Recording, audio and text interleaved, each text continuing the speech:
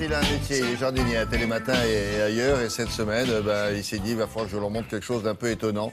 Il va nous parler de fleurs qui sont sorties de jardins, de balcons, de jardinières pour s'installer dans une galerie d'art, c'est-à-dire... Exactement. Pendant un mois, des artistes, des photographes, des designers ont décidé, avec ces plantes, uniquement les plantes qui sont en plateau, c'est-à-dire des orchidées, des cactus de Noël, ces grandes plantes qu'on appelle des calatheas, d'en faire une œuvre d'art avec leur propre vision. Donc certains l'ont utilisé comme ça, d'autres l'ont stylisé. Et ils ont fait une sorte d'exposition qui permet de voir la plante sous un autre angle, pas forcément que dans un pot. Donc elle devient véritablement une œuvre d'art à part entière.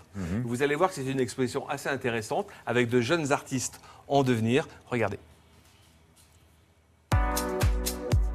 Orchidées, cactus de Noël ou encore marguerites d'automne, vous les utilisez pour orner votre intérieur. Eh bien, pour la première fois, les plantes s'exposent et deviennent de véritables œuvres d'art. À Paris, pour l'instant, c'est la haute bouture qui défile grâce à de jeunes créateurs. J'ai travaillé sur l'orchidée et j'ai voulu jouer sur le paradoxe entre le milieu d'origine de l'orchidée, à savoir la forêt tropicale, et son habitat dans nos maisons occidentales. Donc j'ai voulu représenter une ville au milieu d'une jungle. Alors j'ai revisité le choum bergerin, qui est le cactus de Noël. Donc je l'ai revisité avec du tapis de sol de camping, de cette couleur verte assez dynamique. Et les fleurs, je les ai faites en caoutchouc mousse.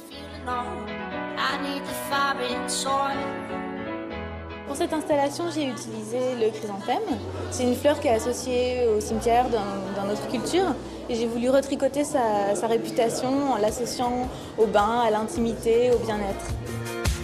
Nous avons voulu montrer que les plantes ne sont pas seulement un élément décoratif très sympa, comme tout le monde le sait bien, mais c'est même plus que ça, c'est une source d'inspiration. C'est pour ça que nous avons demandé des artistes de se faire inspirer donc par les plantes et de créer une œuvre d'art à base des plantes.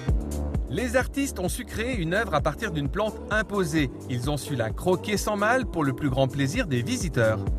J'ai repris un peu un thème sur lequel je travaille assez fréquemment, c'est-à-dire un paysage, donc des bâtiments, des montagnes, des feuilles.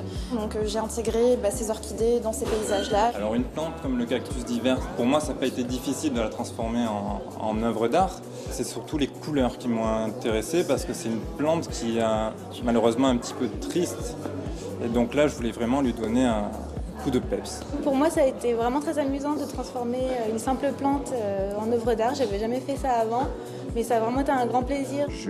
Clou du spectacle, le musicien Arthur H était présent ce jour-là pour soutenir cette exposition originale.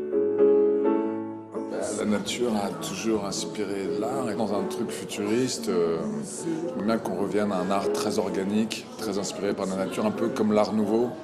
Comme ça, où il y avait cette architecture très ronde, comme ça, en spirale, à la Gaudi, tout ça.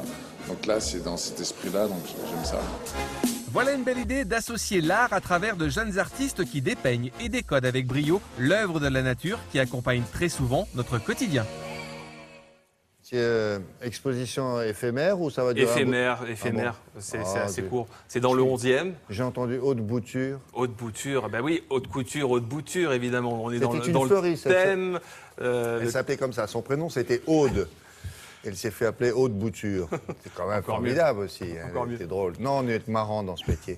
Voilà, ce sont les plantes qui sont utilisées dans cette exposition. Le cactus de Noël, c'est une plante qui fleurit pendant 4 mois. Extraordinaire lorsqu'on n'a pas la main verte. Le phalaenopsis, l'orchidée traditionnelle, évidemment, on la connaît tous. Et puis celles-ci aussi qui reviennent en force, ce sont les calatheas, les marantas, avec un feuillage très coloré, très beau. Ça aussi, quand on n'a pas la main verte, c'est une plante à avoir dans son intérieur. Oui, un dessèchement entre chaque arrosage, un peu de lumière. Les pots sont beaux. Les pots sont très jolis. Non, voilà, la plante aussi, on peut la rendre un peu plus sympa en prenant des pots très flashy qui correspondent un petit peu, qui tranchent avec le côté un peu vert sombre de la feuille. Voilà. Merci beaucoup, Monsieur Chlorophylle. Le week-end prochain, ça sera les vacances d'hiver. C'est pas à vous que je vais apprendre ça. Et certains d'entre vous envisagent d'aller faire du ski. Il y aura de la neige. Oui, bien sûr.